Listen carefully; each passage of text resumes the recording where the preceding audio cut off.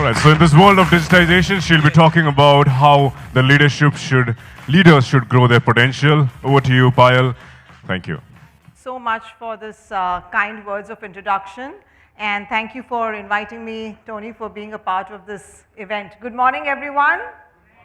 Oh, come on, I think you can loosen up your ties and give me some more energy in India. Good morning, everyone. Good morning. Oh, that's great, that's nice. I'm sure you're not going to remember anything about me based on the introduction that was shown to you or said to you. So here's how I would like you to connect with me and remember me going forward.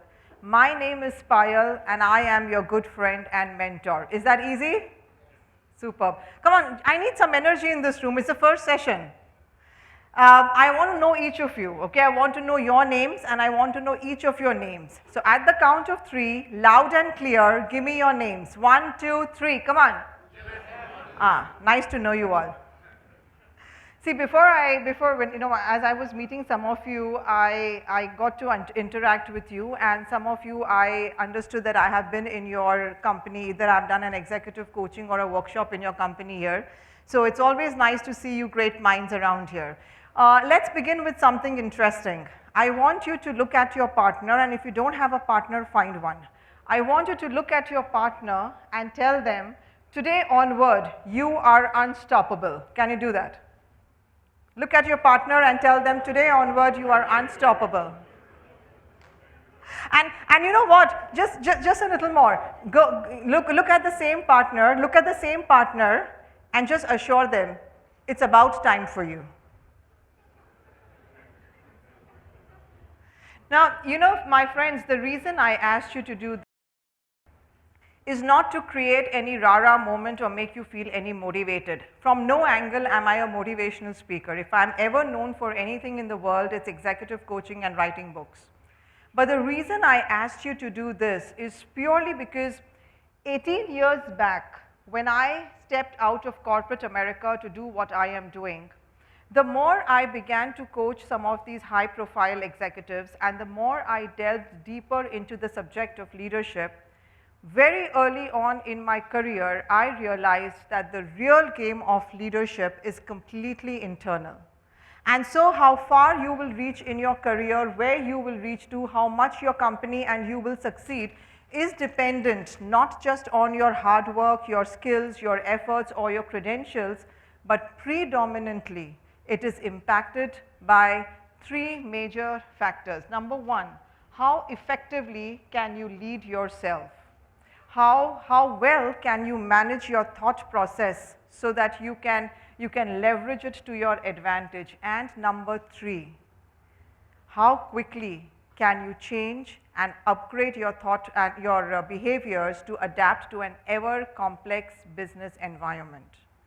And so it's the alignment of these 3 elements that will finally decide where you and your company will reach. So let me just understand you a little bit more. How many of you here, with the show of hands, would say that you are at that stage in your career where you are here to make a difference and you really want to leave an impact? How many of you in the room would say that? Okay, so let me talk to you from that angle then. You know, one of the questions that I am constantly asked everywhere that I go, and this usually happens even during the book signing, one question that comes across to me is this, that Payal, if you were to name if you were to say about one ability, one quality that every leader must develop so that they can succeed in any economy, what would that quality be? And my friends, if I could come into your life, and I think I'll do that, I'll just come and talk with you rather than talking to you on the stage, and I'll be amongst all of you here today. If I was to just come into your life and talk to you one-on-one and tell you exactly what that quality would be, that quality, my friends, would be your ability to lead by being a winner, by you knowing how to win the game. And in my own life, I learned this lesson in a little hard way. I'll take you back in time, 1998, I completed my post-graduation in human resources. And if any of you are calculating my age based on it, don't do it. Okay, I can tell you my age later on. I decided not to work with the huge corporate America, and I wanted to work with small, mid-sized companies.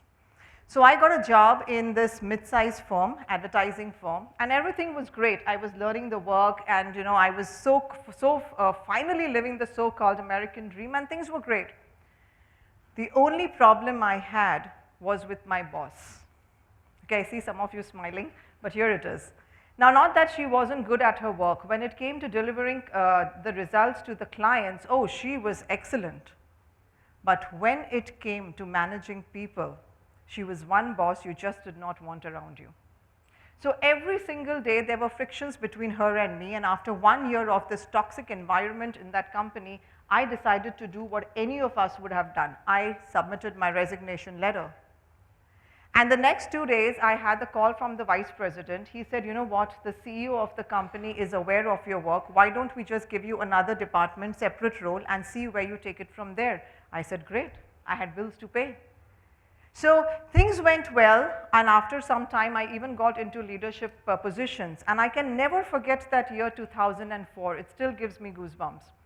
Had this incident not happened in my life, I don't think I would be doing what I am doing. That year of 2004, we were all breaking for Thanksgiving holidays. And the CEO of the company, he announced, he said, for 5 minutes, he's going to do a one-on-one with every leader team in the organization. So I was super happy, and when it was my turn, and he came in, and I was like, Mr. James, thank you so much for helping me to grow and move ahead in my career. He looked at me, smiled, he said, I don't think I deserve that appreciation, Payal. In fact, I have not helped you to grow. You have actually got yourself stuck, and I really worry about your success and growth in corporate America. And I think I completely lost my smile. I think he saw my face falling pale. He looked at me, he said, have a seat, Payal, and just listen very carefully to me. He said, Payal, undeniably in our career life, each of us are going to face problems and obstacles. None of us are going to escape it. He said, but guess what? Each of us in our career life will also be given 4 options. Option number 1, you work heads down, take your salary, ignore everything else, and just keep going. Option number 2, you quit, go resign, go find another job, another department, another country itself. Option number 3, you try to fit in, you adjust, and you try to make everyone around happy, but every single day you come to work in a state of frustration. And option number 4, you make yourself so powerful, you raise your leadership level to such an extent that outer circumstances and people cannot overpower you. You win the game every time, Payal. He said, Payal, everything that's going to happen in your life from now on, in your career life, will depend on the option you choose. He said, it's easy. It's easy, Payal, to think average, but it takes courage to think something different, and it is this difference that will decide where each of us will be and how many of us will really leave this corporate world leaving an impact and doing something significant. 5 minutes over, he thanked me for my time and left. And I'm sitting there, just realizing, I know it hit me to the core, but I know I learned the value of these options only after I stepped out of his company, started to grow in the companies and leave corporate America to do what I am doing. It's only then that I realized that people who raise their hands and say that I am here to make a difference, that I want to make sure that I will leave the corporate world in a way where I will leave a significant impact for those people, there is only one option, option number 4. You make yourself so powerful, you raise your leadership level to such an extent that outer circumstances and people cannot overpower you. You win the game. I really wanted to just take a step back and reflect in your own career life when there are problems, when things are going south these days, when you have to, as a leader, when you have to look over the horizon and check what the economy is going to come like in the recession period, when your teams are not supporting you, when you are willing to take a risk as a leader but your external stakeholders will not allow it, when you know that this is the direction you have to go but your management will not release the budget, at that point of time, my friends, what option do you choose for most of the time? And I really want you to extend this and take this to your teams. What options are your teams choosing? Because I have people, every time I'm coaching someone, I have leaders who would tell me, hey, you know what, Payal, I want my team to do better. How? How are you going to get your teams to do better when you do not know exactly how have you categorized them? Which options are your teams choosing? Maybe you are the ones choosing option number 4 and your teams are choosing option number 1, 2 and 3. That's why we have this quiet quitting and great resignations. How on the earth are you going to build a winning team? So when I'm coaching, this is the first things I want to know. I don't want to know what you think. I want to know for sure that you know what your teams are up to. And I'm so glad in my own life that I had this incident, because I can be brutally honest in this room. Had this incident and conversation not taken place, I do not think I would be recognized as the only woman of Indian descent to be an executive coach and an author in a completely white, male-dominated industry. And I share this with you not to impress you, but to impress upon you that the value of the options that he had given to me. You are here to win. Let me ask you something. Like I said, I want to talk with you, not to you. Let me ask you something. When you hear the word winning or win, which industry resonates most closely? Which field? Sports. And that's exactly what happened with me. When I heard the word winning, I wanted to delve deeper to see how do I win in the corporate life. And so every damn book that I read spoke about how do you win in soccer, how do you win in basketball. And all these, these sport coaches were the ones writing the books. Where the hell was everyone writing about winning in the corporate world? They would not write it. Why? Because we do not think of winning in the corporate world. What we think in the corporate world is survival. Some companies think about thriving. And there is only this 10% of the companies who would think about winning. Even my publisher had asked me the same thing. Why such a bold title? I said, because corporates need to learn that they are here to win. People need to learn that they are here to win. And I speak this more aloud in India because a lot of times I have seen leaders in India have forgotten that they are here to win.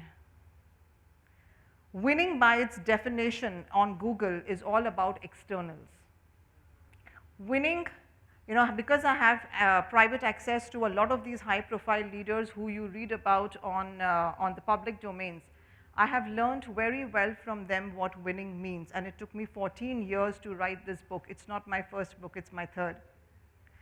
Winning, my friends, means that you as a leader have developed a very, very, very high internal locus of control, period. It means you are highly self-directed. It means you are relentless. It means you know exactly how to be unstoppable, not finishing the project, but going from one project to another. It means you know what it means to have a controlled attention, and you know what it means to raise above all the difficulties. That's what winning is about. These days when executives would ask me that, Payal, what's new in the market? Especially when I'm doing the coaching for them or their teams, they would first thing ask me is, what's new when it comes to leaders and leadership? And I tell them, winning is new. I said, leaders who know how to win are new in the market, very much new in the market. Why? Because we have passed the age of disruptions and innovations. We are in an age of, anyone? It's quite out in HBR, and Wall Street puts a lot of things out on this. We are in an age of discontinuity. Every product, every service that is being made right now, someone in Silicon Valley, whether Bangalore or the actual Silicon Valley, is thinking of discontinuing it, not disrupting it, completely discontinuing it.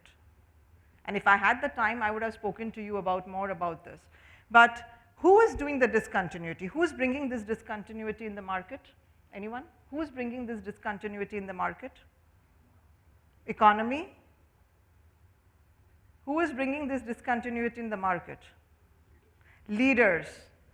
Companies are not competing with companies. It's the leaders competing with each other. It's you as a leader competing with another leader. It's the sales team's leaders competing with the sales leader. It's the CEO competing with another CEO. Companies do not compete with each other. And because leaders are competing with each other, what becomes important is your moves.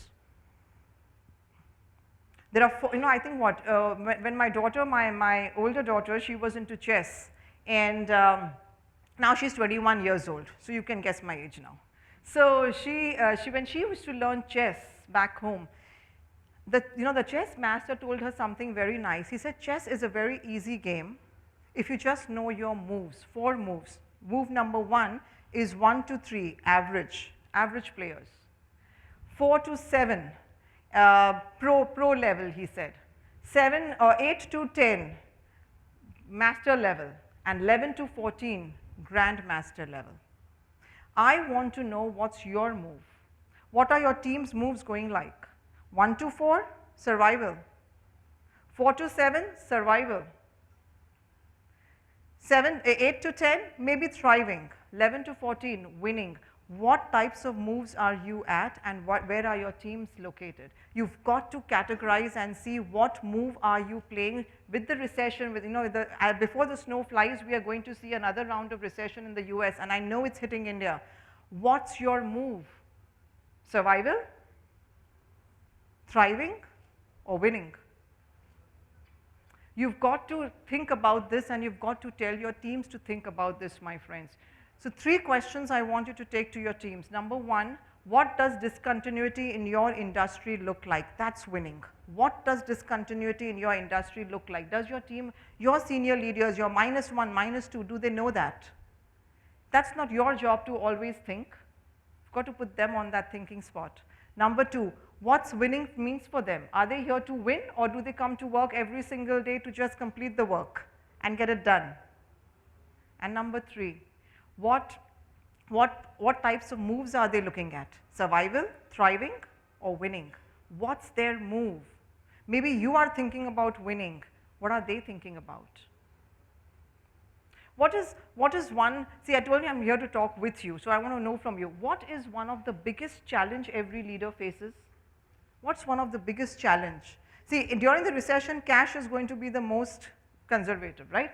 What is the biggest challenge any leader faces in any economy, just any economy? What is the biggest challenge any leader faces? Come on. I'm sure you know it. Limited resources. Employee retention. See, you're giving me what you read. There is something else. The biggest challenge that every leader faces, and I tell this to at every workshop that I speak at in companies, is taking control of uncertainty. Limited resources and everything else comes second. Taking control of the uncertainty. What uncertainty? Not of the market, that's later.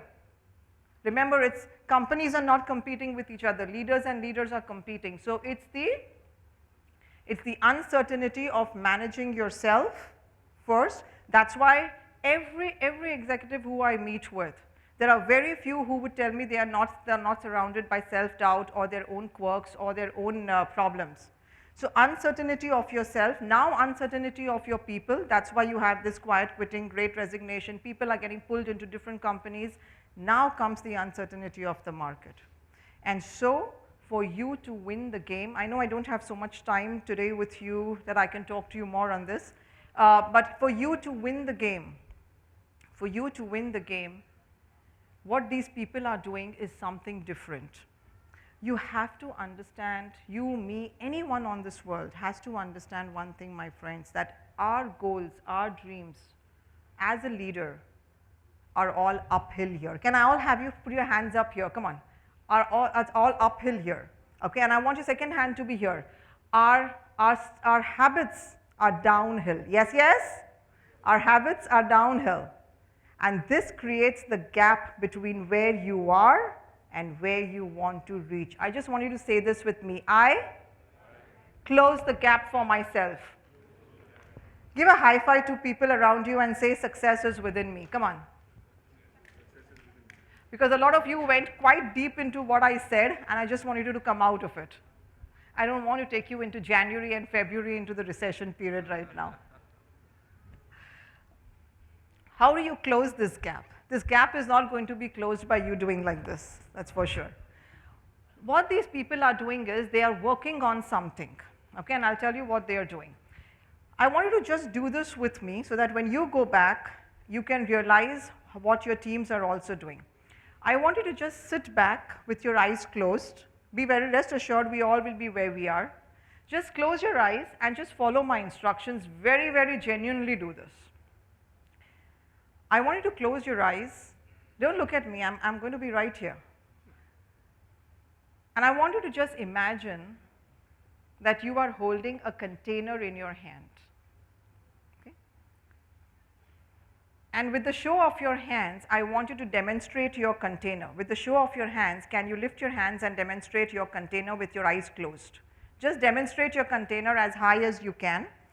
And I want you to imagine that you are taking this container and walking towards an ocean, and you're surrounded by ocean from all sides. I want you to keep your container where it is, open your eyes and look around the room. Just open your eyes, look around the room and tell me what you see. What do you see?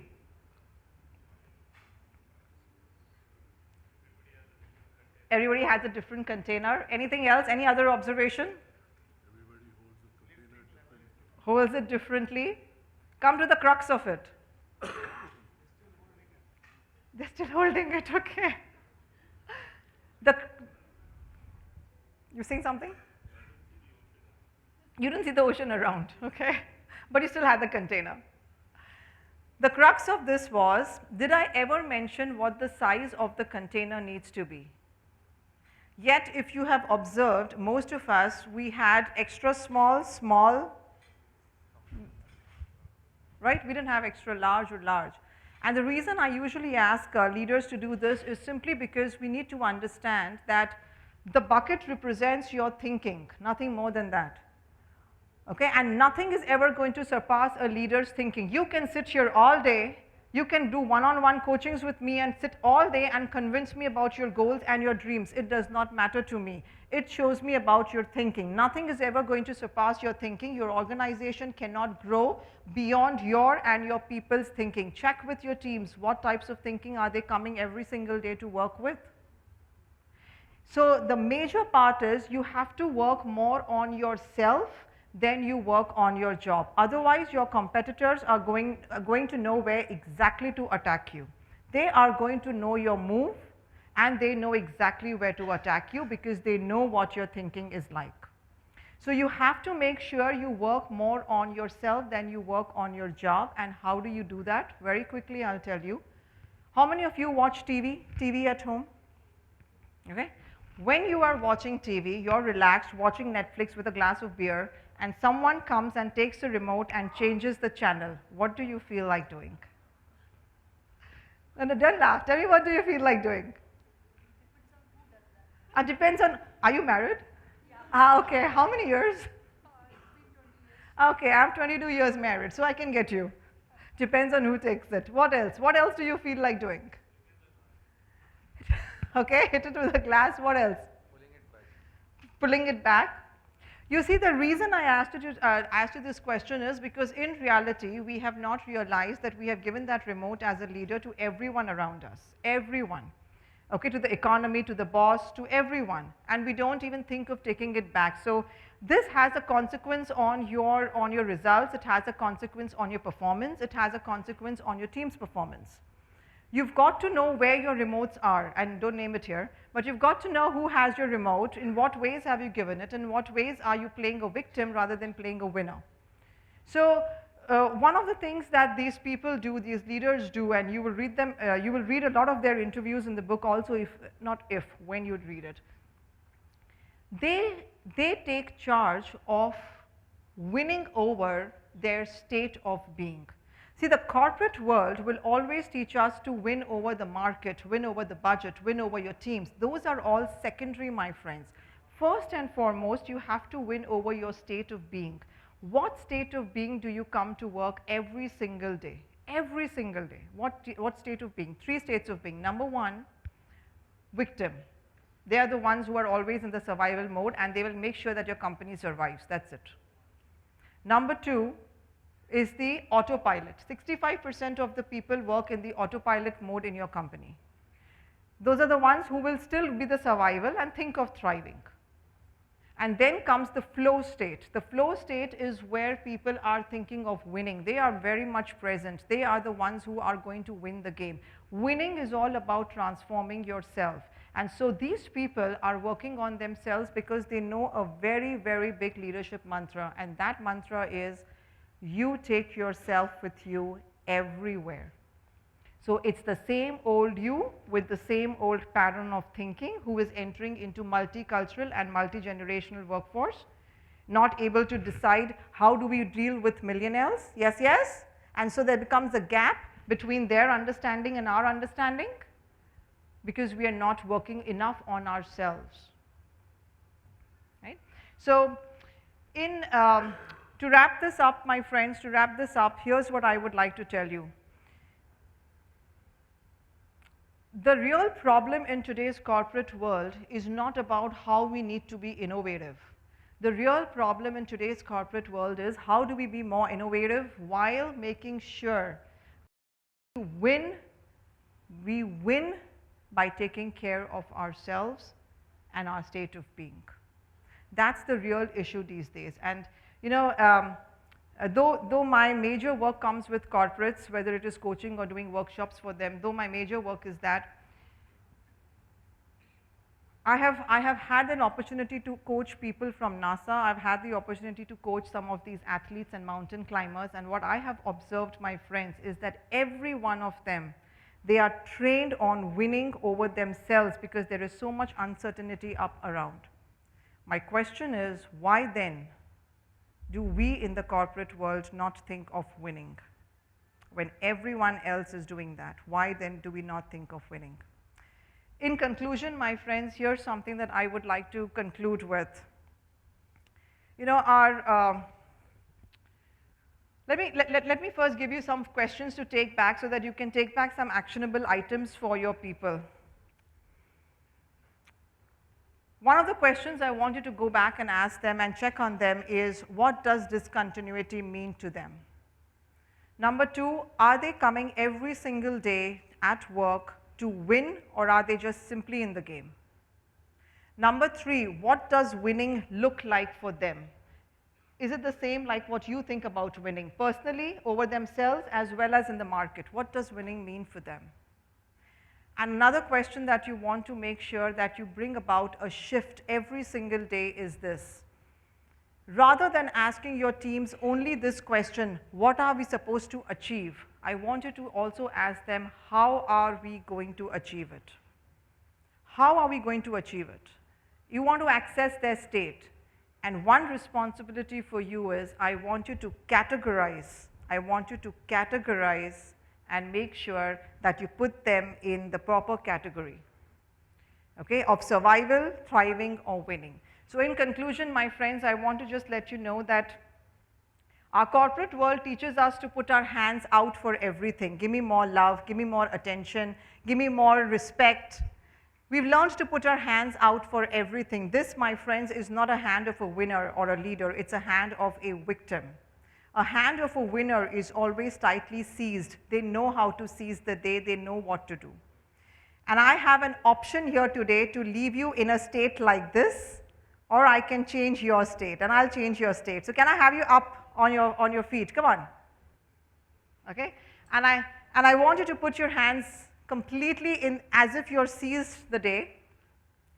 And I'm going to ask you a question for winning, and I want your response to be, for winning, you need to be unstoppable. Now here's the deal. When you say unstoppable, you want to reach out as far as you want. You're not going to look at the person and say, oh, even I should go this much, you know, he will look at me and laugh, or she will look at me. Surviving, thriving, winning. So for success, you need to be winning. Yes, yes? Okay. So for success, you've got to be winning. You've got to be You've got to be. Love you all. Thank you so much. It was a pleasure to be amongst all of you. Thank you. And this is usually a workshop I take in the companies, and I had a very limited time with you. Thanks to Tony and the management team for having me here. I am here at the table. If any of you would like a copy of the book or would like to just come up and meet with me, I'll be happy to do so. Else, we'll connect on LinkedIn. Thank you so much. God bless everyone. Thank you. Racing through my brain.